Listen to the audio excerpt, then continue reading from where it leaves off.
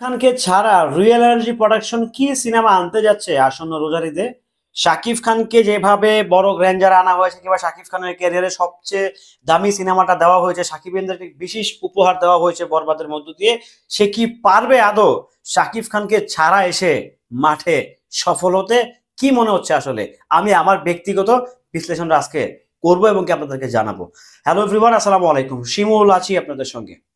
Real Energy production, মেহেদী হাসান হৃদয়, দুইটা নাম কিন্তু এক। আমি আবারও বলি, রিয়েল এনার্জি প্রোডাকশন, মেহেদী হাসান হৃদয়, দুইটা নাম কিন্তু এক। শিরা উপশিরা তারা মিশে আছে, কারণ তারা ভাই বোন, তারা কাজিন।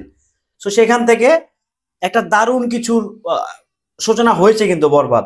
সো তারপরে শাকিব খানের শিডিউল তারা পাচ্ছে না। Definitely megastar, the king Khan, the Bhaijaan, the Bollywood, the king of Dhallywood, সবকিছু মিলে শাকিব খান।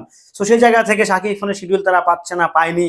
হয়তো বা তারা নেক্সট সিনেমার শিডিউল খুঁজছেন কিংবা চেষ্টা করছেন, অ্যাপ্লাই করবেন। বাট তারা রোজারিটাকে কোনোভাবেই খালি দিতে চান না। রিয়েল এনার্জি প্রোডাকশন, মেহেদী হাসান হৃদয়, তাদের কথা হচ্ছে যে আমরা ঈদে আসবই। সো ওয়েলকাম, অভিনন্দন, ভালোবাসা।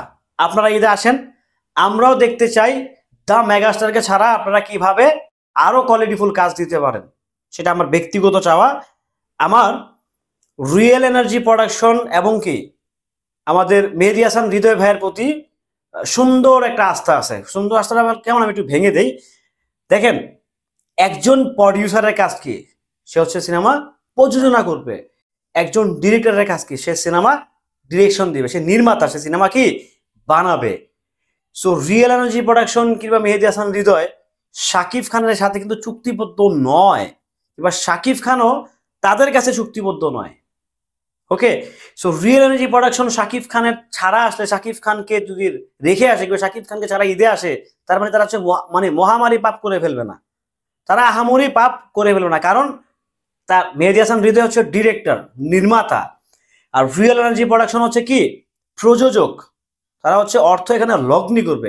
সো তাদের দুইটা সাবজেক্ট, এবং কি তারা শাকিব খানকে নিয়ে যে 12 মাসে তারা কিন্তু কোথাও কোথাও তাদের স্টেটমেন্টে কিংবা তারা কোথাও যখন তারা হচ্ছে রিয়েল এনার্জি প্রোডাকশন খুলে বসে, মেহেদী হাসান হৃদয় যখন ডিরেকশন দেয়, সুমি আপা এবং কি আজিম ভাই কিংবা হৃদয় ভাই কেউ কিন্তু কোথাও স্টেটমেন্ট দিয়ে বলে নাই যে আমরা শাকিব খান ব্যতীত, শাকিব খান বিহীন আমরা সিনেমা ইনভেস্ট করবো না, কিংবা হৃদয় কিন্তু কোথাও বলে নাই যে আমি শাকিব খানের বাইরে সিনেমা বানাবো না। ক্লিয়ার? হ্যাঁ, সাকিবিয়ানদের একটা আবদার থাকতে পারে, ডেফিনেটলি আবদার থাকালে হচ্ছে স্বাভাবিক। কারণ বরবাদের মতো একটা মেগা হিট দেওয়ার পর, শাকিব খানের ক্যারিয়ারে সর্বোচ্চ সিনেমা দেওয়ার পর সাকিবিয়ানরা তো চাইবেন না যে মেহেদী হাসান হৃদয় আসলে অন্য কাউকে নিয়ে কাজ করুক।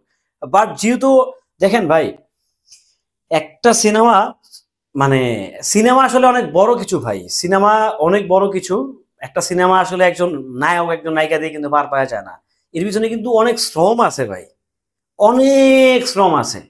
মানে আমরা যদি ভেবে থাকি যে সিনেমায় শাকিব খান, ইদিকা পাল কিংবা অপু বিশ্বাস কিংবা বুবলি কিংবা শাবনূর কিংবা কপুরি কিংবা ময়ূরী, হোয়াট এভার দ্যাট, কিছু একটা তাদেরকে দিয়ে সিনেমা সম্পূর্ণ না, দিস নট লাইক দ্যাট। সিনেমার পিছনেও সিনেমা থাকে। একটা সিনেমা বানাইতে একজন প্রডিউসারের যেমন ফাটে, একজন ডিরেক্টরেরও তেমন কিন্তু কি ফাটে। তবে হ্যাঁ, জনপ্রিয় মুখদেরকে নিলে সিনেমাটা টাকাটা রিকভারি করতে একদম ইজি হয়ে যায়। আর অজনপ্রিয় যারা হচ্ছে মোটামুটি স্টাবলিশড, তাদেরকে নিয়ে কাজ করলে বাজেটটা কমাই দিলে সিনেমার টাকাটা তুলতে ইজি হয়। যখন বাজেটটা বেড়ে যায় তখন একটু কঠিন হয়। বাট সিনেমার লগ্নিকৃত টাকা কিন্তু প্রডিউসার কোনো না কোনো ওয়েতে রিকভার করে নেয়। ওকে, সো রিয়েল এনার্জি প্রোডাকশন কোথাও বলে না যে আমি সাকিব ভাই ছাড়া আসবো না, কিংবা মেহেদী হাসান হৃদয় ভাইও কিন্তু কোথাও বলে নাই যে আমি সাকিব খানের সিনেমাই করবো, অন্য কারো সিনেমা করবো না। ওকে, সো সেই জায়গা থেকে ওনারা ডিরেক্টর, নির্মাতা, প্রডিউসার, হ্যাঁ, ওনারা ভালো বুঝবেন যে কাকে নিয়ে কখন আসতে হবে। ফাইন। সো এখানে যদি কেউ বা কারা যদি এসে আগুরে বেড়ায় বলে এইটা করা যাবে না, ওইটা করা যাবে না, এটা করলে এইটা হবে, এটা করলে লস হবে, এটা করলে এটা হইতে পারে, সাকিব খান ছাড়া আসলে এটা হবে, এগুলো বলার জন্য তো আপনাদেরকে টাকা দিয়ে রিয়েল এনার্জি প্রোডাকশন রাখে নাই, কিংবা সাকিব খানও রাখে নাই, তাই না? আমি যতটুকু জানি, আমি সাকিব ভাইকে নিয়ে অনেকদিন কথা বলি, অনেক দিন হয়েছে। আমার এই হাতটা কিন্তু ভাঙা, আমি বারবার বলি এই হাতটাকে, এই দেখেন জয়েন্ট দেখা যায়, আমার হাত এটা ভাঙা। সাকিব খানের সিনেমা দেখতে গিয়ে ভাঙছে। তো তার প্রতি একটা ভালোবাসা আমার আছে, থাকবে সারা জীবন। সাকিব খান কখনো কাউকে টাকা দিয়ে পোষে না। সো আউগারি বাড়ায় পন্ডিতি করে কথা বলার আসলে আমি কোনো রিজন খুঁজে পাই না। তেল মেরে চামচামি করে কোনো লাভ নাই, কোনো লাভ নাই। হয়তো বা ক্ষণিকের জন্য আত্মতৃপ্তি থাকে না একটা, একটু রিল্যাক্স হওয়া যাবে, আর কিছুই না। একটু হয়তোবা একটু বলে একটু মিথ্যা সান্ত্বনা, মিথ্যা কথা বলে হয়তো আমি একটু শান্তি পাবো, বাট এই মিথ্যা সান্ত্বনার চেয়ে ভাই সত্য কথাটা বলে দেওয়া ভালো না? ভালো তো। আমি একদম শুরু থেকে বলে আসতেছি বরবাদের, যে আমি শুরু থেকেই বলতেছি রিয়েল এনার্জি প্রোডাকশন যখন যেদিন হচ্ছে এন্ট্রি হয় মানে প্রযোজক সমিতিতে, ঠিক সেদিন আমরা তো জানি কাহিনীগুলা। আপনারা নিশ্চয়ই জানেন যে বরবাদের শুরু থেকে শেষ পর্যন্ত আমরা ছিলাম, মাঝখান দিয়ে রিলিজের কিছুদিন আগে হচ্ছে আমরা নাটক করছিলাম, ফাইন। সেটা আপনারা জানেন না, সেটা হচ্ছে আমরা ইচ্ছা করে করছিলাম, অবশ্যই ডিরেক্টর অ্যান্ড প্রডিউসারের সম্মতি নিয়ে। ওকে, তাদের বিরুদ্ধে যাওয়ার মতো কোনো ক্ষমতা আমাদের ছিল না, কারণ তারা চাইলে একটা মামলা দিয়ে দিতে পারতো। সো আপনারা যদি ভেবে থাকেন যে আমরা আসলে তাদের বিপক্ষে যাই, আমাদের চরিত্র পাল্টাই, সিনেমার চরিত্র সম্বন্ধে আপনাদের কোনো ধারণা নাই। বাস্তব জীবন একটা, ভার্চুয়াল জীবন আর একটা। ঠিক আছে, তো যাই হোক, রিয়েল এনার্জি প্রোডাকশন কি করবে সেটা তার কি একান্তই ব্যক্তিগত ব্যাপার।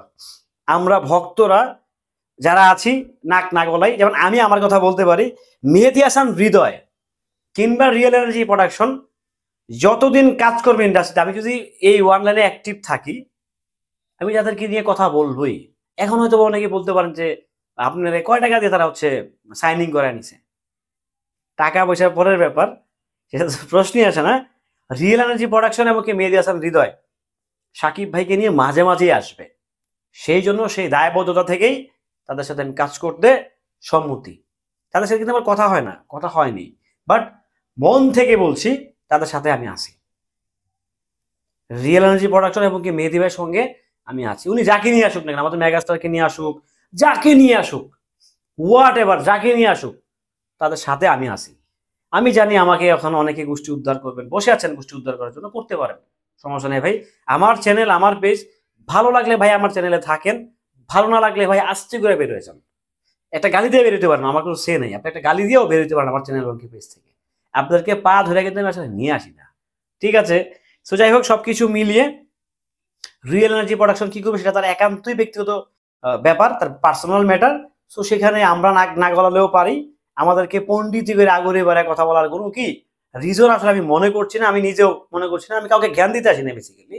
আমি আবারও বলছি, রিয়েল এনার্জি প্রোডাকশনের সাথে আমি আছি, মেহেদী হাসান হৃদয়ের সঙ্গে আমি আছি, কারণ তারা প্রথম সিনেমাটাই প্রমাণ করেছে যে তারা যখনই আসবে কিছু একটা নিয়ে আসতে চায়। তারা হয়তো বা গ্র্যান্ড না আসে, তারা একটা ভালো একটা গল্প নিয়ে আসবে, তারা কিছু একটা আনতে চায় বেসিক্যালি, তারা ইন্ডাস্ট্রিকে কিছু দিতে চায়।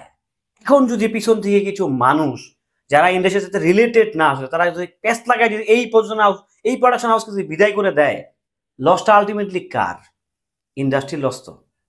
আমরা থাকি না, আমরা মিলেমিশে কাজ করি না, সমস্যা কি ভাই?